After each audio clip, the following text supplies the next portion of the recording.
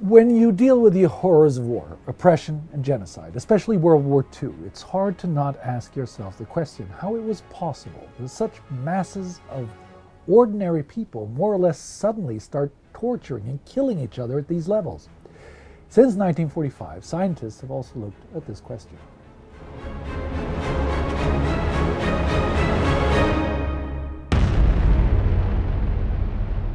I'm Spartacus Olsson, and this is a World War II special episode. Arguably, the basis of the Second World War was the clash of ideologies, perceived race, nationality, and other identity issues. As all wars, it was a fight of us versus them. Now, the time since the World War has been the longest peace between the greater powers since Augustus' peace during the Roman era. And still, after the terror of World War II, we see resurgent identity-based conflicts over and over again.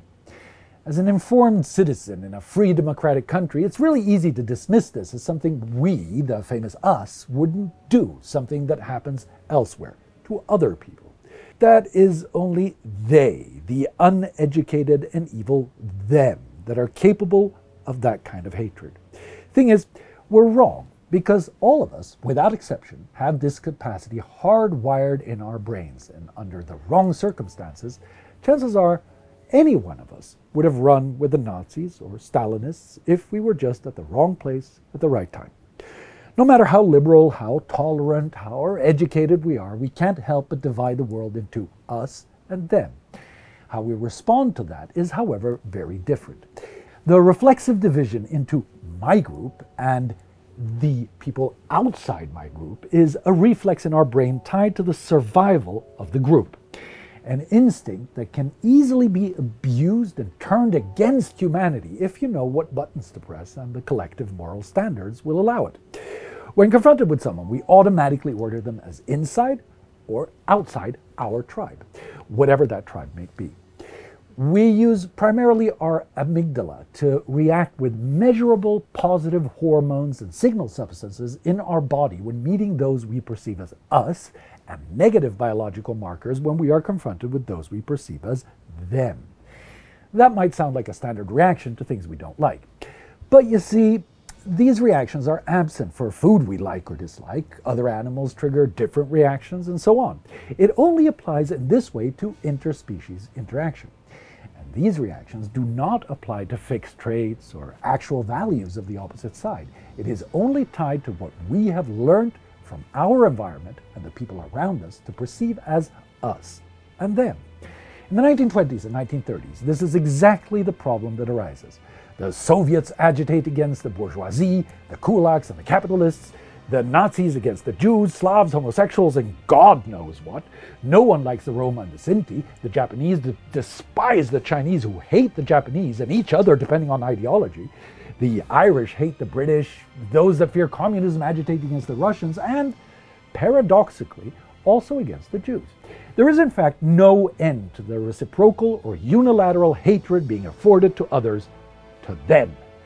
But it's indeed the Jews that keep on popping up all over the place as the object of suspicion and hatred. So, let's use that as an example when we briefly examine how this works. When the Nazis start out, they can already build on a long tradition that teaches that Jews are not part of us, so that they have a shortcut to trigger the us-them response. Now, the us and them response does some funny things to our head. Our innate ability to recognize faces, a very special part of our brain, and the traits of individuality of that face is suppressed when we look at them. The usual empathy and sympathy responses we have to other people are also suppressed. We become challenged to process positive words and values when mentioned in connection to images of them. In essence, we are dehumanizing them and perceive them as a menace. But many, perhaps most Jews are not distinguishable from anybody else, so the Nazis need to single them out in some way. It turns out that they can trigger another function of our brain, namely the ability to create strong associations between secondary, arbitrary, immaterial things and the concept of them. This becomes a signal that then triggers our us versus them positive negative response, even without confrontation with them or an absence of us. In his book Behave, professor of biology and neurology at Stanford University, Robert Sapolsky, writes, work related to the mesolimbic dopamine system shows that in a substantial subset of rats, the arbitrary signals itself becomes rewarding. Similarly, an arbitrary symbol of an us core value gradually takes on a life and power of its own, becoming the signified instead of the signifier. Thus, for example, the scattering of colors and patterns on a cloth that constitutes a nation's flag becomes something that people will kill and die for. And let's be clear, I'll say it again. There is nothing like a natural us and them division based on, for instance, skin color or smell or other observable traits. It's all learned, and it can also be unlearned rather easily, as proven in study after study. Scientists Mary Wheeler and Susan Fiske of Princeton have shown that categorization can even be shifted by simply manipulating the amygdala by reassociating the signals we associate with us to also include them, when them is defined by visible traits like skin color, for instance. Thus, forcing Jews to wear the Star of David is an effective, disingenuous move by the Nazis in their effort to ostracize the Jews.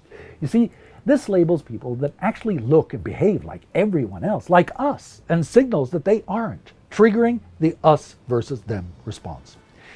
Now, the Nazis also need a way to get other people as wired up about the Jews as they already are.